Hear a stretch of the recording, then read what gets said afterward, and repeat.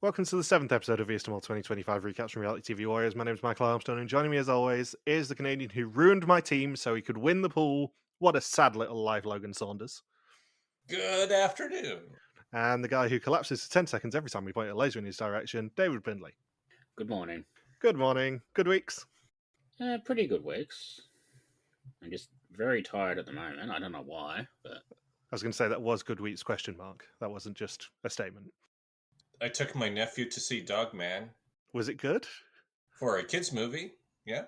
I don't think it's going to win Best Picture at the Oscars or anything like that. Talking of solidly good films, I went to see the new Captain America on Saturday. Yeah, I saw, actually my dad and my uncle earlier today went and saw the Bob Dylan biopic. I don't know whether that's going to have been good or not. If you like Bob Dylan, you would probably like it. Yeah, I don't know. Captain America was good as long as you've seen pretty much every obscure thing that leads into it. Disney were very stupid and strongly hinted that it had a connection to the 2008 Incredible Hulk film, which kind of spoiled one of the bits of stuff that they'd managed to keep secret. And then it's pretty much just a continuation of the Falcon and Winter Soldier miniseries that was on in 2021, which was good in parts, mainly the action bits. But if you hadn't seen it, you'd have been at sea to actually work out who most of the characters were and why they were important. I assume that was on Disney Plus. It was, yes. And conveniently, I watched it last week to refresh my memory before seeing this film. So I was well aware of who the characters were, but some of them you'd have had no idea if you'd never seen the miniseries. So you had to watch a movie from Generation 1 of the Marvel movies and a Disney Plus miniseries. To quote Will Hatch, he'd seen a comment when we were discussing Captain America Brave New World earlier. He'd seen a comment that said that you basically had to see two of the worst reviewed films in the Marvel Cinematic Universe to be able to 100% appreciate that film, which is The Incredible Hulk 2008 and Eternals, which was a massive flop. remember when going to the movies didn't require homework? Yeah. My friend who I went with did buy the popcorn bucket, and then we did have a conversation about why popcorn buckets are now a thing, because he had not heard about the June 2 one, which I think we talked about on the podcast before. I think so. Are you aware of it, Saunders? You seem a bit... No, I'm lost. So, June 2 went internet famous for having a popcorn bucket in the shape of the sandworm that I believe the internet interpreted as being a homemade fleshlight. Gross. Yeah. You don't want to double fist the popcorn. And that then led on to the Deadpool and Wolverine ones of putting your hand in both of their mouths and all that sort of stuff. But yeah, the Captain America ones are very, very family friendly. And in fact, the one my friend bought was essentially a 10 to 15 litre trash can. So is the best way to describe it. It was absolutely massive. It's far larger than any popcorn bucket has any right to be. So anyway, we better talk about Vidum. Remember when we had such high hopes for this season and it wasn't just Vidum as usual? 2 weeks seems so long ago at this point. I was thinking about this last night. It just seemed like there was a disconnect this episode. Yeah, Bendels and I were saying this before we started recording the episode. That second challenge is a bad challenge, but not for the reason that you'd expect me to moan about it. Obviously, pot drain, utter bullshit with like 4 or 5 challenges left. It does now mean that episodes 8 and 9 are probably going to have ludicrous maximums, and it will really make me laugh as a result, though. What if it doesn't? Well, I think they're going to have to do ludicrous maximums, but they might also, trot out that twist from Oregon again, where like if you win, it doubles the pot. Yeah, I think that they would get a lot of backlash if that pot is not above like $8,500 in 2 weeks. Yeah. But what if it isn't? Well, the mole will just take a back seat. That's the downside of any of these pot drains, and that's partially the reason why I hate pot drains so much, is because the mole is forced to take a back seat. If you think back to Vidum 22, the reason that we don't love, well, one of the reasons we don't love Averon as a mole is because he knew he had that $5,000 coming off at the end, so he wasn't proactive as a result, and he couldn't be proactive as a result because he knew that $5,000 was going to get taken at the end of the season. The mole for these last 2 episodes is probably going to have to be a lot more passive because that ludicrous amount of money has come out of the pot. I was thinking too, like, because I mean, pot drains are, especially ever since Netmol 2, I think people have collectively just gotten tired of pot drains. Yeah. Just because it's so, now that there are so many seasons of them all out there that a lot of people have seen by now that's become a lot more accessible over the past couple of years or past few years for people to see the different versions. Not saying a huge percentage have seen all the versions, but I mean, specifically the Dutch viewership. Yeah. I was thinking pot drains just, I don't see too many places where people say, "Oh yeah, awesome, it's a pot drain challenge." It's not just like very specific people criticizing pot drains. It's just who wants a pot drain challenge at this point. Yeah, like I feel like challenges where you can sort of gain or lose a normal amount of money are fine. It's when you've got a challenge where you can't gain any money at all, and the whole goal of it is you've earned too much money. Let's just make an excuse to take $5,000 away from you. I think that's where we have the problem, and that's the challenge that sort of keeps coming up all the time. Yeah, and the other bit of this one is it's so late in the season that it just makes the previous 6.5 episodes completely pointless. Yeah. And I would add in that was something early Vidin would do, where it wasn't necessarily like specifically a pot drain like this. It was, okay, the pot's too high. Either you succeed at this challenge, win 5,000 euros, or you lose, or we deduct 5,000 euros. Where it's just, and it would be a borderline impossible challenge where even before the challenge started, just by the criteria alone for success, that they were going to lose. And that these are challenges from over 20 years ago. Yeah. But this is even worse because it's not even, oh, you could win 5,000. It's just, you see the little display on the screen saying maximum number of euros you can earn, 0 euros. That's your best case scenario. Worst case scenario, you lose everything in the pot, which in other seasons, even if Sam was still in, you could very well see the pot go down to 0 euros. This is going to play into our discussion later in the episode when we actually do get to this challenge, but the problem that I have, I think, is there are no consequences and there are no ways for the team to stop it happening. Because if you compare it to the direct comparison we have is Oman, which obviously you haven't seen, Saunders, so I'll try and speak about it in vague terms. But I did kind of reference this last week. There was sort of a pot drain challenge in Oman, but it was entirely preventable. And it was entirely their own fault whether the pot drained or not, or whether they lost a significant amount of money or not. Because I seem to remember off the top of my head, they were taken into a tent and told that they could watch up to 3 contestant interviews, I think it was, maybe 4. However many they watched would cost an amount of money out of the pot. If collectively they lost 1,500 euros or more, then there would be a double elimination. But it was entirely by their own power how much money they lost and also whether there was a double elimination or not. Yeah, they could have used that with the tablet for the videos when they're all being interviewed as to who the mole is. That could have been the pot drain, was if you're watching those elevator videos, for each second you watch, maybe €1 gets deducted from the pot. They could have done the exact same twist just with the lift videos, because this season, as we know last week, filmed pretty much as Oman was airing. Oman started airing, I believe it's the 23rd of June, and that's pretty much when Rose's birthday is. So they would have been filming Cambodia at the exact same time. They could have just redone that twist in the mothership show, and it would have worked. And yet they chose not to. And that's where my problem lies with that challenge. Is it's not necessarily the pot drain, which is obviously bullshit. It's not necessarily the mole now having to take a back seat to even make it a passable pot, never mind a decent one.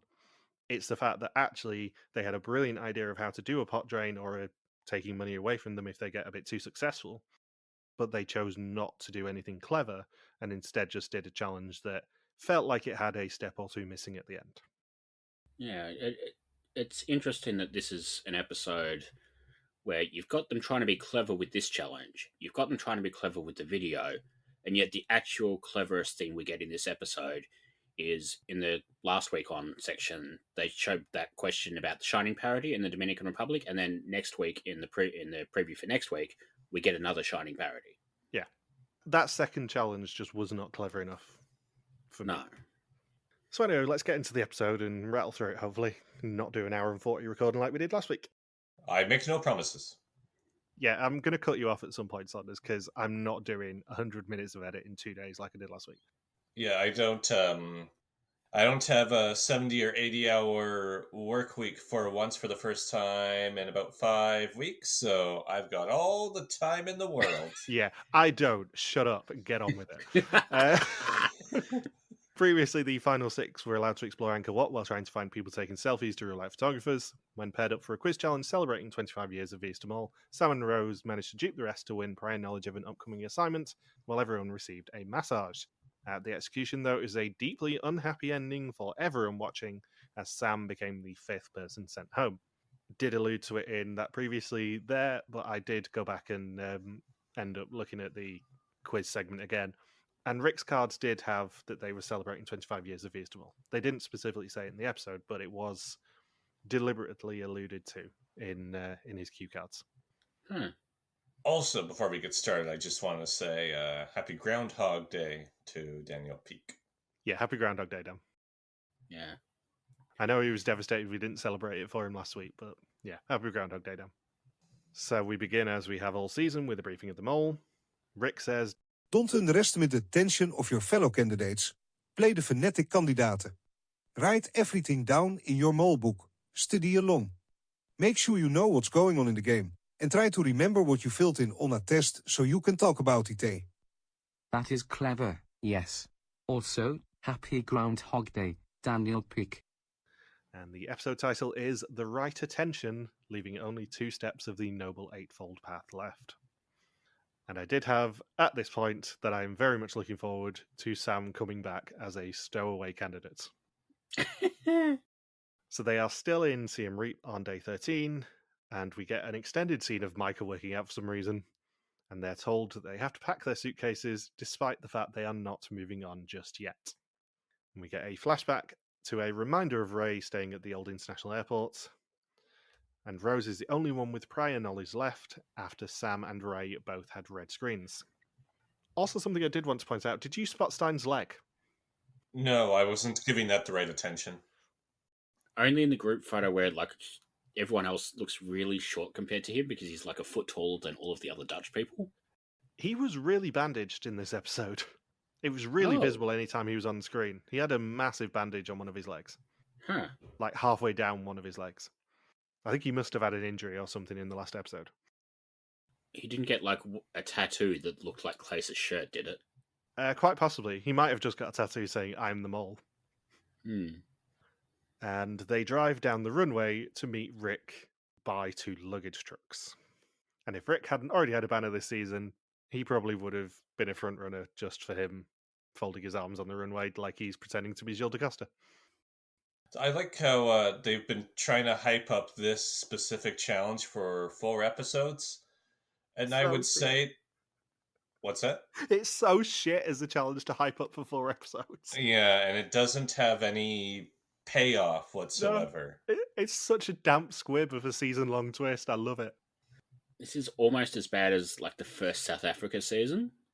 And like where I'm trying to not be too specific because Logan hasn't seen it yet. But basically the whole twist is sort of around episode 3, episode 4. They start giving them these little, like the sealed tubes, you know, like how old mole seasons used to do that. I'll keep the tubes sealed, or later on we'll develop them into a photo. Oh, okay. Yeah, so they gave them a few tubes like episode 3, episode 4, somewhere around there, and then made them hold on to it until about episode 7. And then the first challenge that they've been building up all season was turn this room into a dark room and develop the photos yourselves. Like, that was the entire challenge. Yeah. And my favourite little wrinkle of that is in the challenge where they have to decide whether someone returns or not, that person gets more photo tubes to bribe them with.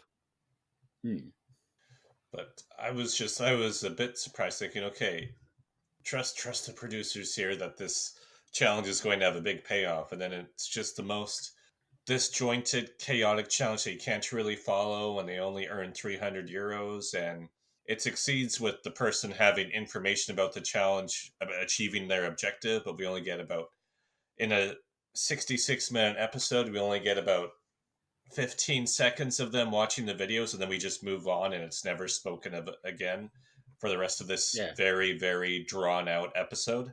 It ends up becoming the most insignificant thing that happens just within this episode alone.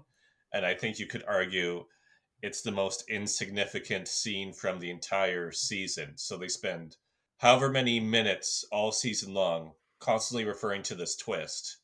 And then we get to the moment where the person gets to watch the videos, and we get one confessional, two confessionals about it, and that's it. And then it's never spoken of again. And she's like, yeah, that was nice, but I couldn't get any information from it. Yeah. And the thing is, I hate to say I told you so, but if you think back to episode 1, we saw some of those scenes, and I said, you're going to get nothing out of that because the mole will have been briefed. Yeah. Rose got nothing out of it. It was pointless. Yeah. And going back to what the theme of this episode ends up being, there was really no consequences for her getting the tablet. Like, if you get an advantage like that, it's usually at the expense of the team earning money. Yeah. Unless the tablet was one of the requirements, there was no consequence to her getting the tablet. It was just, oh yeah, you get a tablet, have fun. Oh yeah. Oh, and we're adding 300 euros to the pot, which will make it seem like you did something terrible to get this tablet. But hey, in about 10 minutes from now, you're about to lose 5,000, so who cares? Yeah. This whole challenge kind of felt like we know they've talked to Gilles and the Belgian producers. It kind of feels like they've sort of worked with the Belgian philosophy of sort of come up with the sight gag and then work backwards from that. And I think this whole challenge was built around that visual of them crawling through the luggage gate thing. And then they sort of didn't know what to do before that, and they didn't know what to do after that. So before it, we get, tedious laser tag game number 27 or whatever it is we're up to. And then after that, it's basically just match the items to the person. And I don't think either of those parts works on its own, but they definitely don't work together. My favourite thing is casting our minds back to the cave laser tag challenge. Mm-hmm. People are still not really getting the opportunity to go, woo, laser tag, we finally made it to laser tag. It's just kind of packed on as a mini challenge to half of 2 other challenges this season, which I'm very much appreciate, because the insistence on, woo, we made it to laser tag is incredibly tedious. Yeah. But it's just hilarious that there is, for once in Vidum, absolutely no lampshading towards laser tag. It's just, oh yeah, it's tacked onto 2 more challenges. Yeah. And I don't mind that if they're going to do it, it's just another challenge. But also, I think they kind of need to stop defaulting to it when they can't think of anything else. Yeah. It's the same sort of thing with Path of Temptation, which they were doing every season for a while there. We haven't really seen it for about 5 years now. Not in its proper form. Yeah. Turned up in China, turned up twice in Renaissance, and then Jerome ruined it. You could probably argue that maybe the bus thing in Czechia was a Path of Temptation, but I think that was really the last one. Yeah. Because they didn't really do it in Albania. They definitely haven't done it the last 2 years because they've been trying to move away from, the old format. I kind of just wish they would maybe give the laser tag a rest for 1 season, maybe 2, and just sort of come up with something really interesting to do instead. Yeah, I wonder whether there is an element of they didn't want to change everything at once. Yeah. So that's why we get a pot drain, albeit very late in this season. That's why we get laser tag tacked onto 2 other challenges. I wonder whether as time goes by, they'll get rid of... I mean, I hope they get rid of pot drains, because fundamentally they work against the mole. Yeah. But I wonder whether over time they're going to try new stuff, but they don't want to risk losing all their audience by doing a massive gear shift, which is why Oman, which was arguably a massive gear shift in a lot of ways, was straight onto the streaming platform. And Oman seemed to have been received reasonably well. Oh, it's received incredibly well. The fans loved it. Yeah, compared to South Africa, which was a big gear shift from Albania. Yeah. And, people watched it, but everybody hated it. No, I just saw somebody say that the second South Africa season is one of their favorites from the past few years. They're wrong. Yeah. I just saw that comment. I can't remember, but it was on Discord yesterday. Yeah, like I've seen 50, maybe 60 mole seasons at this point. It is my least favorite still. Yeah, I just think, especially with such a strong start to this season, they didn't need to do a lot of this shit in this episode. Yeah. They didn't really need to do a lot of this shit in last week's episode either, but I gave them a pass because it was fundamentally still fairly entertaining. This week was not. I was actually surprised that that about how many lower bids there were for the final exemption, given that a final exemption is the most valuable item they can possibly put up for grabs, and they put it up only one episode before its absolute maximum value. So I'm surprised that they didn't lose more money in the pot drain this week. Yeah. Let's get through this challenge first before we properly get into my thoughts on the pot drain challenge. So Rick tells them that they are now in the place where Ray slept, and at the baggage carousel are more passengers who never left because they never got their luggage. If the candidates completely return the luggage, they will earn €2,250 for the pot. They are given one of the luggage carts to drive, which Nora does, and an hour to return the luggage. However, whilst they're doing the challenge, their own luggage goes into the other cart, destination unknown, and they find a note at the entrance to the guardhouse saying that there are 10 confiscated items in the room in front of them that they must get their hands on and bring back out. 5 suitcases, an umbrella, a box of cookies, a black raincoat, a tent, and a purple puzzle book. However, they must beware of the military police who are guarding them with laser guns. I can't believe they did a hunter challenge in Cambodia. I know, it's so good. Logan's been waiting weeks for them to do a Pol Pot theme challenge, and now he has it. Imagine how stale those cookies would have been, though. Oh, no, because they'd been there for months at that point. I wish they would just show after the challenge is over. Well, at least we have the cookies here now, and just see them just try and bite through it. just get to the reunion, and then one of the sabotages is, oh, I ate one of the cookies, so we didn't get the money for that, and then that's why I got medevaced in episode 8. They never found the cookies, though. That's the hilarious thing. That was one of the few items they didn't actually find anywhere. And I'm not sure whether Rose's tablet was actually in one of the suitcases they had to pick up. I presume not, because to make this twist work, they kind of had to guarantee that it would have got to the terminal. So I'm assuming it was in one of the ones that was in the terminal, but still. I think the implication was it came around on the conveyor belt. Yeah. Like later on in the challenge, like their own suitcases did towards the end. Yeah, because there were at least 5 extra items on the baggage carousel to guarantee them any money going into the pot drain challenge. Given that this is supposed to be a celebration of 25 years of Vidum, it would have been great that instead of mannequins, it was alumni from the previous seasons. Yeah, but it would have been alumni that we hate. Yeah, Euron and 5 clones. I mean, let's be perfectly honest. If you told me that Tico had slept in an airport terminal for the last few years, I'd absolutely believe it. It would have just been a celebration of all of the boring people that we hate. Yeah. And they've got 10 lives as a group in the laser game, so they decide to leave when they hear that they've been shot twice, unless they are Sophie. Bam, bam, bam, bam, bam. I think she got shot more than 50 Cent. How would you play this as a mole, do you reckon? I think you try and make items a little bit harder to find, but then you also take time, try not to get shot, but then all of a sudden you get shot. Like, you get shot, but you take your time doing it, I guess. Yeah. But then you also sort of make it a little bit harder for them to go and find it, which means they've got to spend more time going to get the items, which means they've got less time later on as well. Yeah, because they had a lot of time left after this challenge. It was like 40 minutes, I think, they left the guardhouse at. Yeah. I suspect the laser game was pretty much in real time, given how little time it actually took up. I think it was 11 minutes in total they were in the guardhouse. Yeah. And I've made one other observation this episode, that the remaining 5 contestants don't really play off of each other too well. I've noticed that with Sam being gone, since Sam connected a lot of the bonds in the group, that with the remaining field that's left, yeah, they're just not And I mean, this first challenge really proved it with how chaotic and all over the place, and the blatant lack of teamwork amongst them was happening. I think they also look like they're having a lot less fun now Sam's not there. That's kind of what it boils down to, is actually Sam was, by the look of things, a very entertaining presence and a very, very friendly presence for a lot of these people.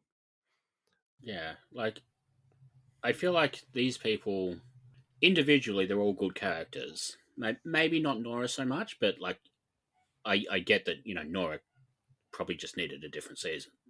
But they don't work cohesively. It's like China has a lot of good characters, but that cast, as a cast, is not great at all. And I think it's sort of another season a bit like that. I think China also suffers a lot from the boot order. Yeah. Like, you keep certain people, not mentioning any names, Nathan, far, far too long into that season. I was not expecting Nathan to get dissed today. When we covered China, I said that Nathan was by far the most boring person in the endgame. I stand by that. Yeah. Especially given the impact he's had since. You're not bullshit, Marushka. Yeah, exactly. When you have bullshit Malushka and Buddy, who had his moments, like, Nathan's significantly lower tier than them. And obviously we love Rob, because, Rob's our mate. Yeah. Anything you want to say about the guardhouse bit of this challenge, or could we just skip on? Let's skip on. Okay. Like, there's good reactions in here from every time Micah gets shot. That one confessional where Sophie gets shot the second time and she's just, shrugged silently in the confessional. Yeah. But Christ, it is a boring part of a challenge at this point. I think we missed one of the shots as well. Hmm. I certainly did in my notes, because I was toying with making how many times did the mole get shot in this challenge as the suspect list question. Yeah. But I could only count 9 in my notes. So I've either missed one or they've missed one. And it'll come into play later. The other thing I do want to mention is when Micah enters, she says a secret agent in her awoke. And if she's the mole, I think she's alluding to the Polish name for mole, which is agent. Because she says it in English. Yeah. Which I thought was interesting. They should have done her credit shot in front of that mountain in France. My favourite bullshit mole clue. I don't think Saunders knows that one. Have you seen Kia, let's hope, Saunders? That's a Spanish? No, French. French, no. No. So the moles, they kept repeating intro confessionals because they had a ridiculous runtime on Kia, let's hope. And the moles one was always in front of a mountain called Mole. And it's the most bullshit clue that they've ever put in a mole for me. Maybe the other contender of that was Germany with the flight simulator challenge flying over the town of Mole. That's awesome. There's one in one of the civilian Dutch seasons that I really like as well, where it's the season where Elise is the mole. Yeah. And basically, they sort of allude to backmasking music at some point during the season, I think. And then sort of somewhere else in the season, you hear backmasked for Elise from Beethoven. Ugh. Yeah. And, like, it's just such a ridiculous clue that it kind of works. It's much better than, like, Australia's version of a quote-unquote clever clue of just not putting the mole in the credits at all one week. Or the other Australian one, hiding the mole's name in the word undermine. Ugh. So they enter the compound with 39 minutes left on the clock, and Sophie spots that some of the suitcases they picked up came from Bangkok, while others came from Ho Chi Minh City. And they get to the luggage belt and find another note telling them to put their suitcases that they found at the laser game on the belt and then crawl through there themselves to enter the baggage hall. Then they must match the luggage to the passenger for €150 per correct item, and Stein says that they would be arrested at Schiphol for doing that.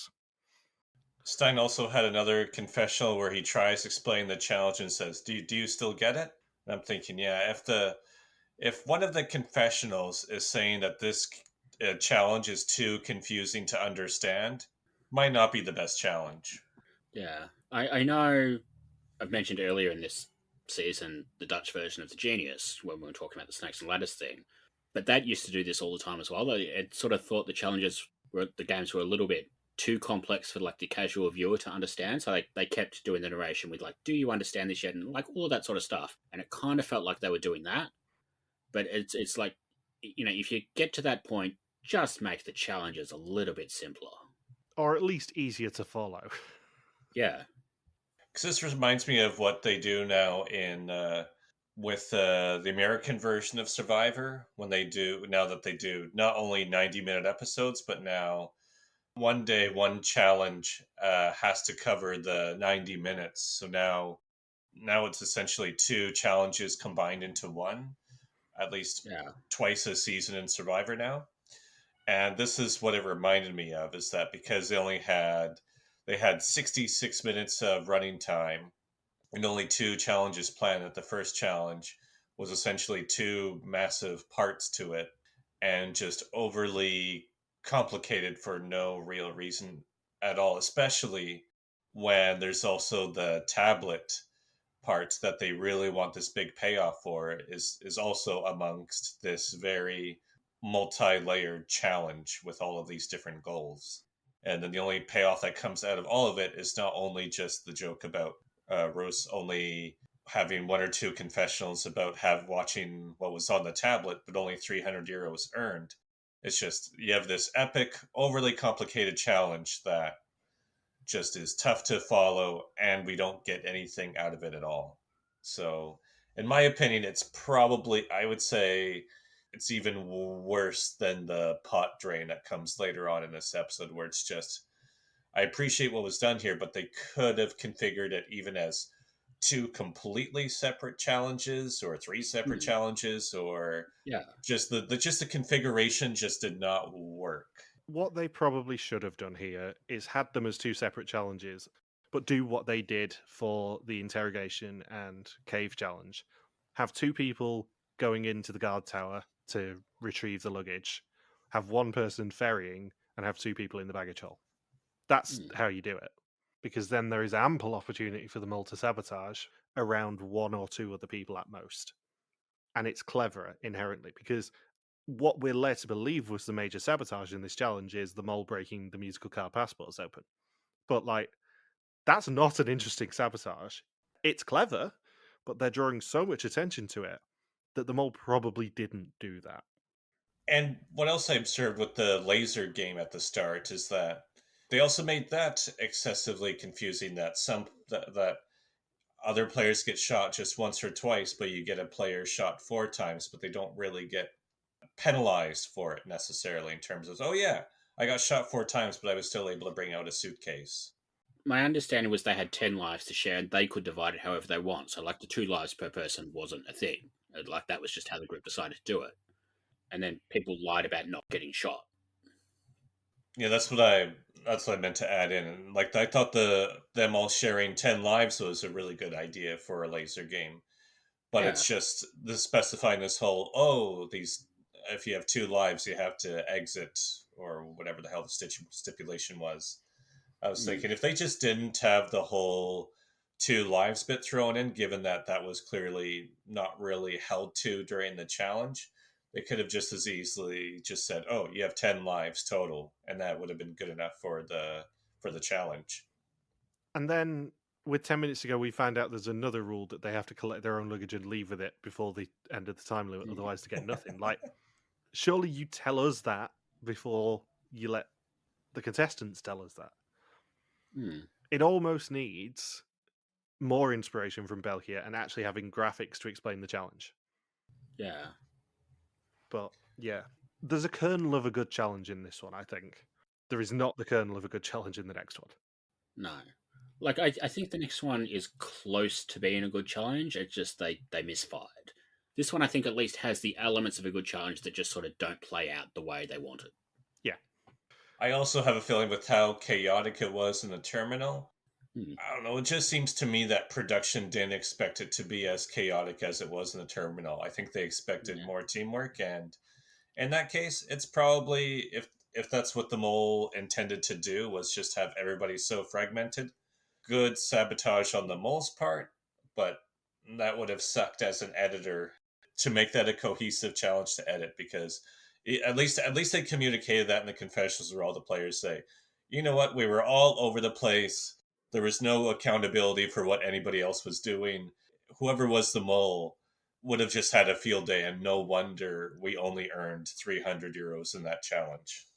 Like, I think it was interesting that like they kept building up that Rose was the only one who knew about the advantage.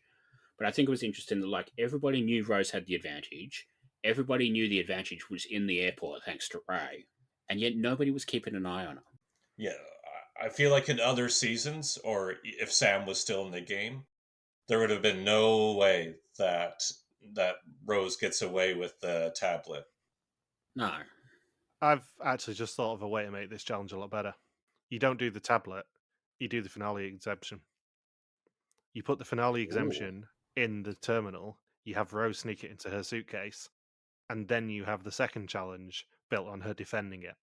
You basically do what they did in South Africa with winning and defending it, but you actually just link these two challenges a lot better.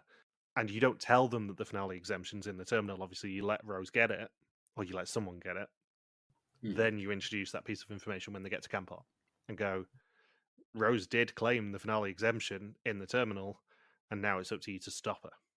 And it makes an item that's actually worthwhile to look at, and it guarantees everyone's really invested in what happens to it.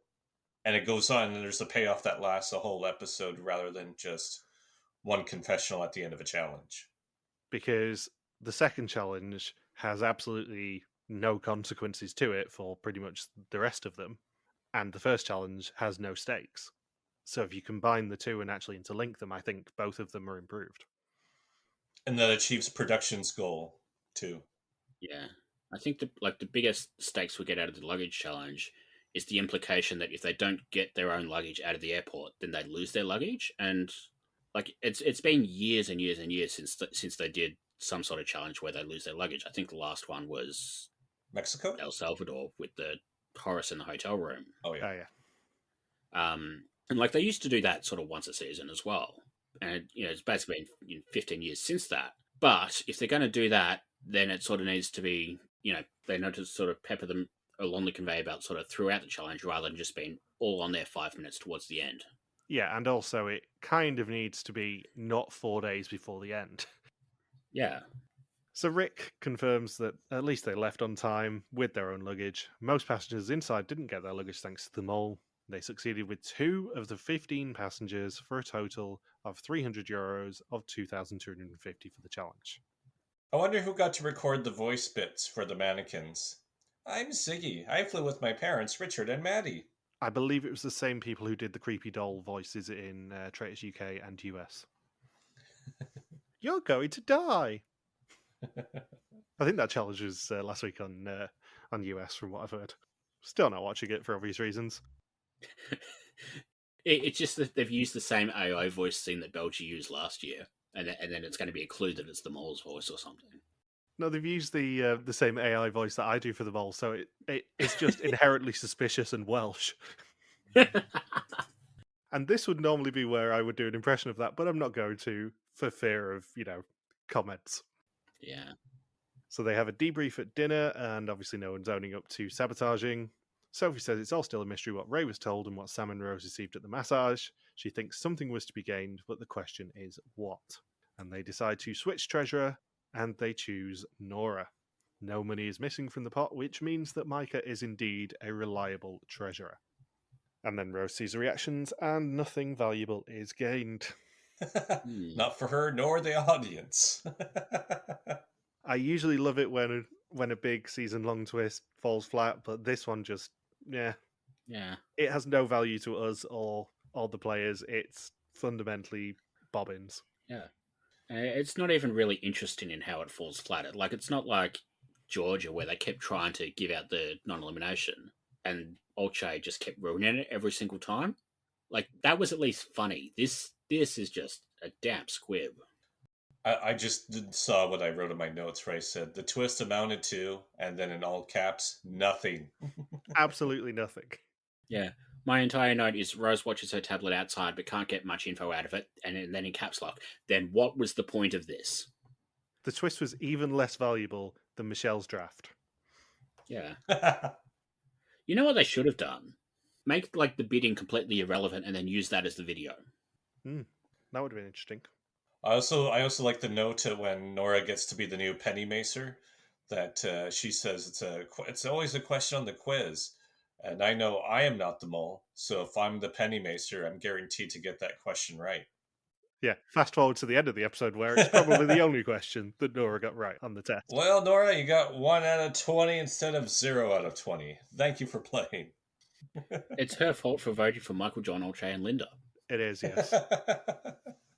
So they then head to their final destination, which is Campot on day 14. And Sophie actually spotted that their luggage tags in the airport all said from Siem Reap to Campot, so she was expecting it to happen. Rick meets them individually and asks how they're doing in the game. Rose says she doesn't have one convincing mole, and Micah is expecting a catch to everything that Rick says, probably correctly. Rose said that she is still spreading. That were her exact words. Yeah. He offers them an exemption for the finale. All they have to do is get through one more test to claim it, and they can each make an offer for it, which is all he says.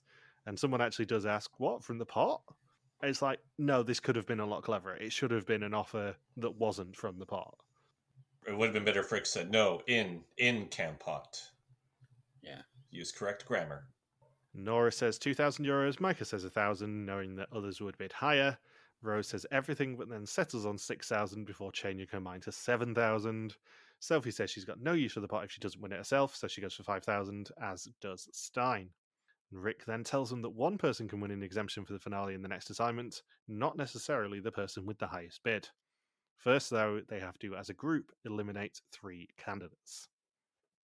And the assignment is in the Track Cave and accompanied by I'm going to say a Channel 10 version of You Spin Me Right Round. It's either a Traitors or Channel 10, whichever one you want to say, but it's... Genuinely, I wouldn't be surprised if Amazing Race uses it this season. Oh, God. That'll be filming soon, won't it? It's usually sort Probably. of March, April they film the terrible 10 version. Yeah. Although they didn't announce it until a couple of weeks ago, so maybe they've got to do more planning or something. Them doing planning. Oh, I say crazy things sometimes. Bindles says the craziest things. Oh, man. Why did that thought enter my brain? Let's just bring King George back. Oh, fuck off. The irritating thing about this challenge is actually visually, it is a very cool challenge. It's obviously Traitors inspired. The idea of the nuns walking the opposite way of Rick is brilliant. It's just the actual challenge itself is bollocks. I wish Rick would have just started moonwalking in the opposite direction of the nuns just to throw the contestants off that much more. Or start doing somersaults along the ground. There would have to be other distractions, like, Jeroen performing as Elvis, seems that he did act as one of the mannequins, or Tico tempting someone to come under his bridge, or whatever. Just like a conga line. of nuns and Rick. Basically, just take everything they do for the Ignore the Obvious on Big Brother UK and just put that in the Track Cave. You don't make friends with your Rowan. So they're all blindfolded, and one person will get a tap on the shoulder by Rick. They must then place the finale exemption on someone else's table and return to their spots. Everyone's blindfolds then get taken off, and the person who has the finale exemption must within 3 minutes accuse someone else of placing it on their table. If they are correct, then they will remain in the game, and if not, then they will leave. Do you think the mole picked who got tapped? I think there has to have been some sort of logic to who got tapped. I don't know whether the mole picked it, because it's kind of not fair that Stein and Rose basically didn't get tapped at all. Yeah. And they happened to have the 2 highest bids. And the 2 people who did get tapped had the 2 lowest, which is Micah and Nora. It's like they wanted them to lose money in this challenge. Yeah, Rick specifically did not say that it was randomly selected, which makes me think that someone selected it, which must have been the mole. It is, however, bullshit if the mole did select it. Yeah. The other question that comes off this is, do you think the mole knew who had what values? I don't know. I feel like because we know they made the offer reasonably close to the cave, I think they were like at the entrance or something, I don't know whether there would have been time for them to get briefed. And what's the difference really between whether or not somebody bids 4,000 or 5,000 euros? Does it really matter that much? Well, I think there's a big difference between Micah's €1,000 and Rose's 7,000. Yeah. Because if the mole knew who had what value, and say the mole's Micah, which, I mean, at least 2 of us are picking this week. If the mole is Micah, and she knew that Rose had the €7,000, she picks Rose in the 3rd round, acts really obvious, and guarantees that 2 high values are left.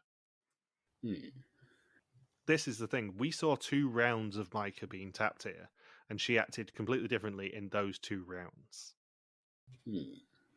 Like she wanted to get caught as the only low-value person left. That ridiculous grin and smile at on her second round of play. Yeah, this is what I mean. Like, if she is the mole and if she knew who had what value, then it's horse shit that she was given all that information. Since when did the finale exemption get referred to as the white exemption? That goes back a few years. Yeah. Because the 3 colours of exemptions are white, green, and black. And they always have been. But yeah, that goes back years and years and years. I think the first white one was Nicaragua. Was that a white one that Patrick found in the mangroves? It definitely wasn't always white. It was like some sort of change around that time. It was definitely referred to as the white exemption in Czechia, because I remember Splinter and his ever-changing names referring to it as the white exemption. But it's been a fair while that it's been referred to as the white exemption, because they deliberately delineate it from the normal exemptions. In fact, it probably goes back at least as far as South Africa, because there has to be a delineation between an exemption up to finale and a normal green exemption. Because if you win an exemption officially for the finale at Final 5, then there has to be a delineation of that between that and one that you just win to get you to the Final 4. Yeah. So Micah's tapped first, and she places the exemption on Sophie's table, suspecting Rose is the mole and that Sophie will be her main competition. She gets 3 minutes to accuse someone and accuses Stein incorrectly. She gone. She is. In the second round, Nora's tapped, and she decides to choose Stein as she doesn't suspect him. She wants the mole to win the exemption so no other candidate gets in her way. And he immediately clocks Nora, and she's sent out of the game. It's like nobody thinks Nora is the mole. She's easy to read. Yeah, it's like Nora is the most obvious candidate in the Final 5 and Final 6 and 7 and 8 and 9 and 10, yeah. In the third round, Micah's tapped again, and she places it on Rose's table. She walks back with a detour behind Rick to mask her footsteps, and they both say that they don't trust her one bit, and she picks Micah and is correct. The eliminated 3 then find 2 boxes, one containing the exemption for the finale and one containing absolutely nothing. They will choose who will get control in a game of finale exemption carrot in a box. Whoever wins the exemption will cost the group whatever they bid. I think Stein might be the first reality TV contestant to swear on his own grave as opposed to anybody else's grave. What do you swear on? I swear on myself. See, this is the point of the challenge where it goes off the rails a little bit for me, because obviously I hate the bidding for an exemption and all that sort of stuff. It should be earned rather than bought. But it feels like carrot in a box is a bad way to distribute this. And it feels like there needs to be another step afterwards. Because if you do carrot in a box for the final 2 and Stein wins the finale exemption and whatever, you could then have Rose and Stein come out and say, one of us has won it. Here are the 5 values that were bid for the finale exemption, match them to the correct person, and you won't cost the group any money, and the finale exemption goes away. That would be what I would do, because that then requires those 3 people to be brutally honest. And if the mole knows the values, then the mole knows what the correct combination is here and can sabotage. The mole cannot sabotage this finale exemption challenge, and they get away scot-free with taking $5,000 out of the pot. Rosenstein sounds like a great Dutch version of Frankenstein. It sounds like a composer. I know we've said a few times this season that some of these challenges don't feel like mole challenges. This challenge, on the surface of it, should feel like a mole challenge. It's beautifully themed. It has the exemption for the finale. It has the pot drain, everything that we've come to expect and eye roll at the mole now. But fundamentally, this is not a mole challenge because the mole cannot sabotage. Hmm. That's the problem with this challenge for me, is it is not a Yeah. mole challenge. It is a challenge that the mole basically can sit back, in Micah's case, bid €1,000, know that a lot more than that is going to inevitably come out of the pot, and do nothing. That was such a suspiciously low bid for a final exemption. It feels like they decided to do carrot in a box for the thing and then sort of built around that. And then sort of added the exemption bidding just to sort of give it a little bit more stakes. But then that bit that's supposed to give it more stakes meant there's basically no stakes at all because they both bid numbers like so high that the bids are basically meaningless.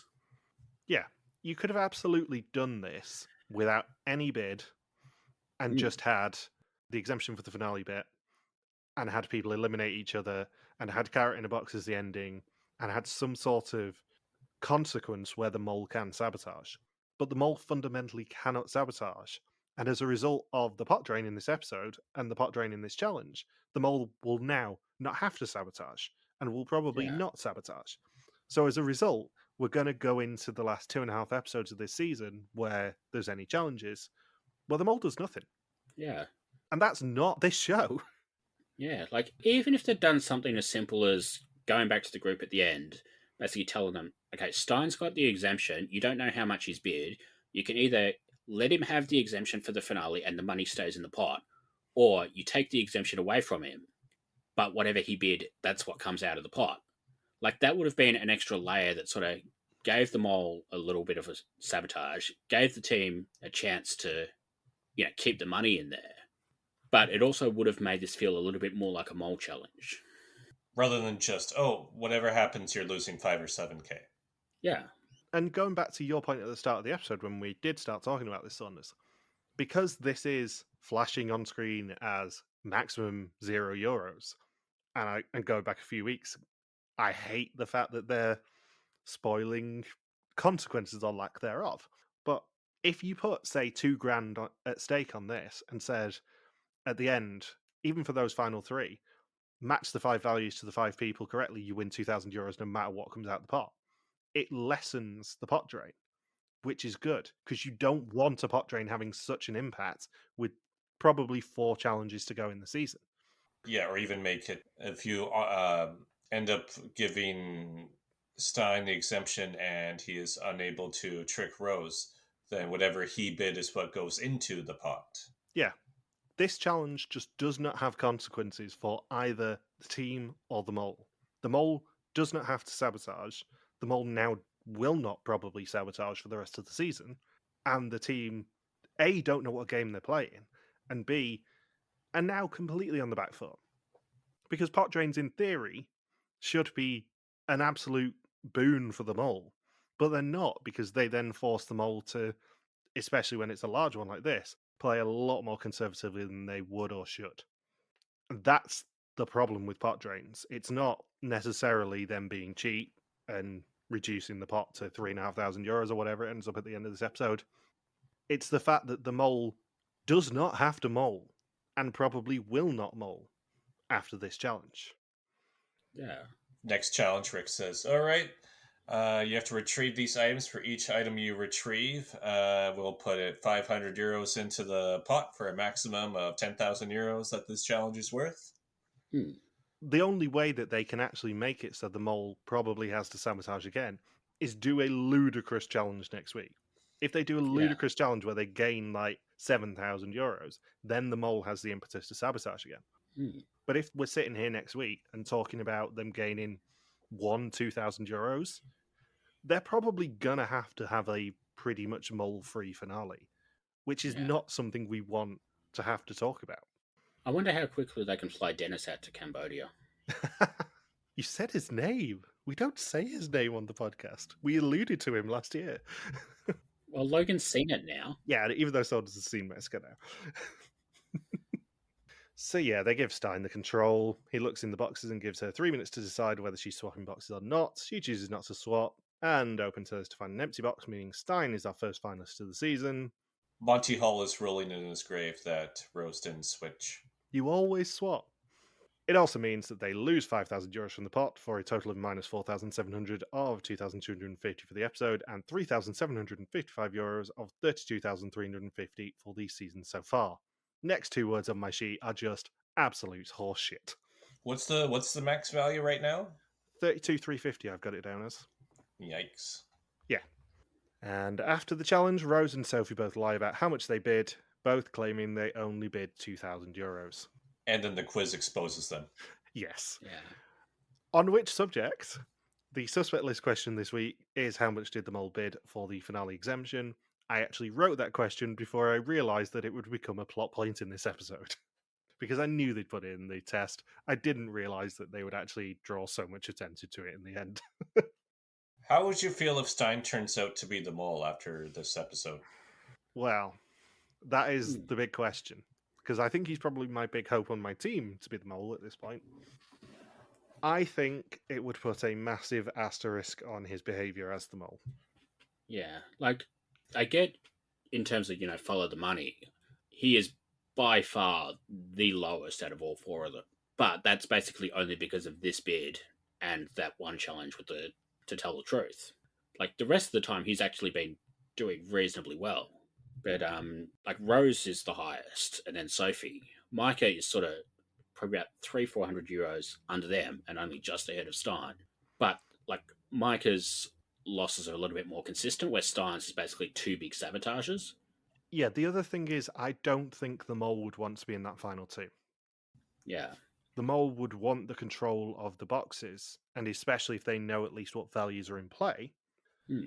I think the best mole tactic would be to know the values at least, and not necessarily the people, but to be one of the first three out, so that you get control of all of the challenge. Because if you are Stein or Rose as mole, you don't really get control of how the challenge ends, which is not a position you want to be in as a mole.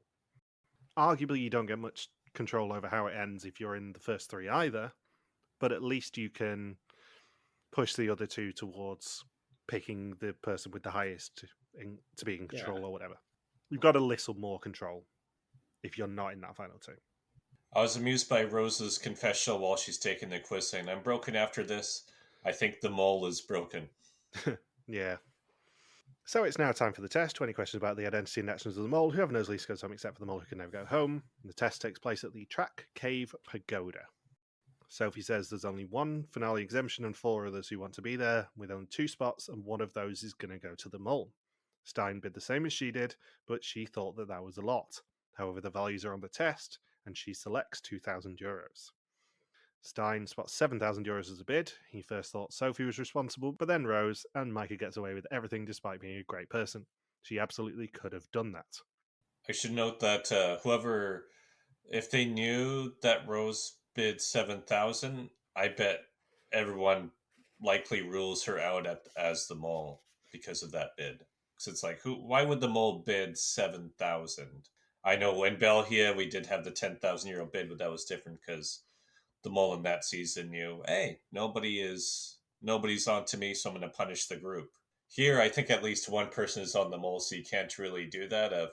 I'm now going to punish the group for nobody figuring out that I'm the mole this late into the season.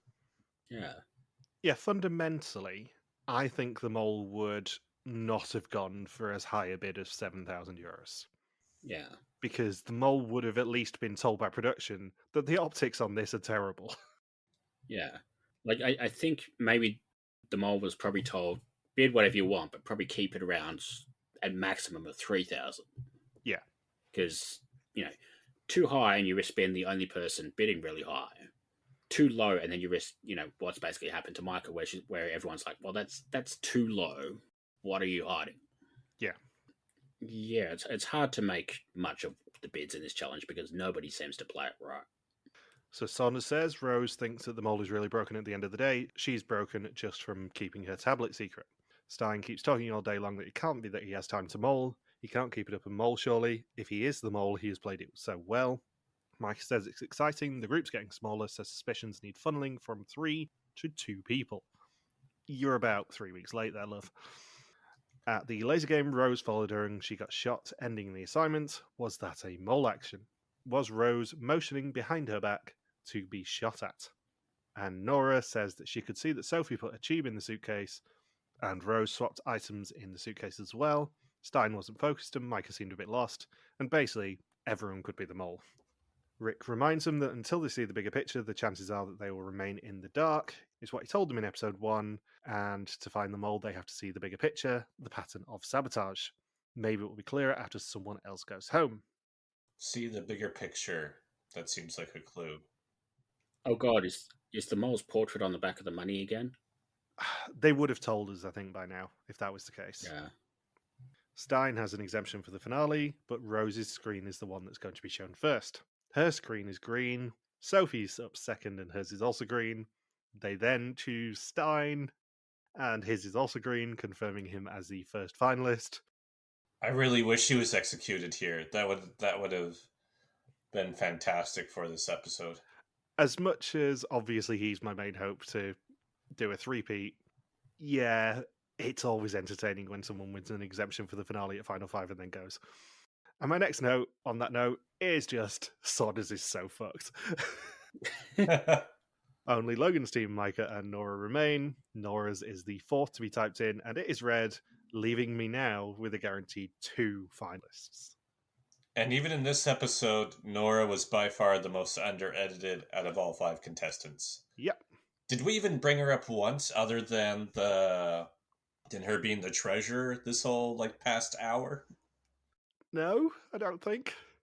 We definitely talked about Rose. We definitely talked about Sophie a bit. No. Obviously Stein and Micah. The main thing she did in this episode was drive the luggage truck. And that was mostly because she saw it and wanted to be like, fast car, go wee, all the way down the runway. Yeah. I mean, I can't begrudge her that. I would have done the exact same thing. Yeah. It looked fun. But Nora was a person on this season. And then Micah proceeds to call Stein a mean motherfucker. Yeah. I mean, fair. And then for about the 100th time this episode, it's hashtag Stein with the girls. Yep. And she says that she gambled too much on one person. It was becoming increasingly clearer, but she might have been wrong or just too slow. It was fantastic from minute 1. And she wills the pot to Sophie as the person that she trusts the most.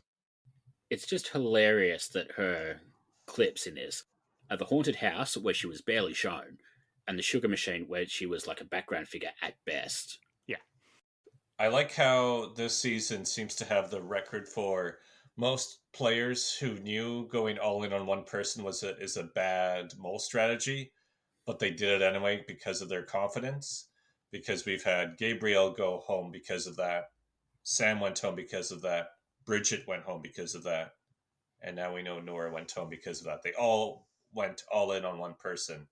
That's pretty impressive for Vidum this many seasons in, especially when players knew while they were doing that, this is a bad strategy, but I am certain this person is the mole, and went through with it anyway. And all 4 of them clearly ended up being on the wrong mole. So I'm curious, did all 4 of them get fooled by the same decoy mole, essentially? Because that would be interesting to find out if there was just one player. If it's like Ruben in Vidum, Georgia, where there was just one player who wasn't even the mole that just attracted so much suspicion that everybody just ruined their own strategies because of it. If it is, we've basically come full circle since the first Australian mole, where somehow, out of 7 people who got eliminated, 5 of them were on the winner. So next time, there is another chance at a haunted hotel challenge. Stein sees a snake, they carry baskets, and Rose is trusted even less than she was before. And then gets trapped inside a shower to have a mental breakdown. Yeah, I'm calling it now. There's not going to be many better visuals next week, I don't think, than Rose being trapped in the shower screaming. Next week looks great. Yeah. Back to some normalcy. I'm lowering my expectations after the past couple of weeks, I'll be honest. Yeah. On the pool with Nora going home, Logan is down to just Micah, who he cruelly stole last week. And a season with Pol Pot references, that's the most cruel thing to happen. Yeah. I've still not forgiven you. Or forgotten. I now have 2 guaranteed finalists, one of whom will at least be Stein, with the potential of my first ever Vidum clean sweep if Rose and Sophie get green screens next week.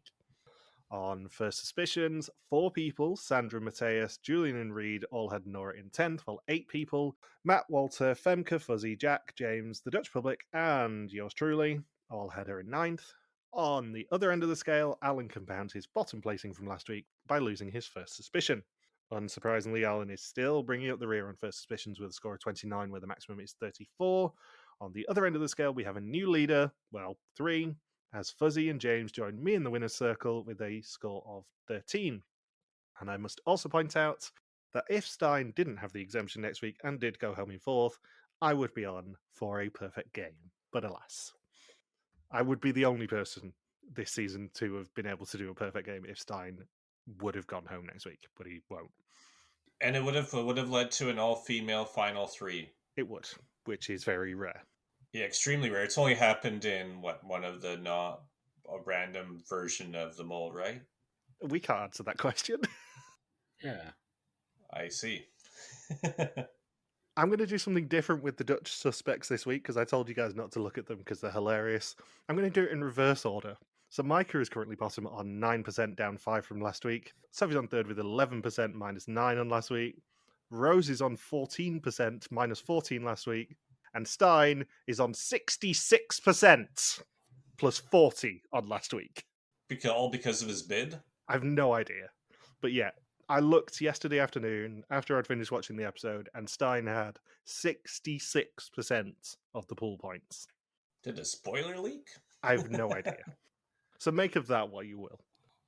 Do they allow sports betting on Vidum? They don't, but my suspicion is maybe if Stein is the mole, there was a big clue that the forums have spotted this week and everyone's piled on.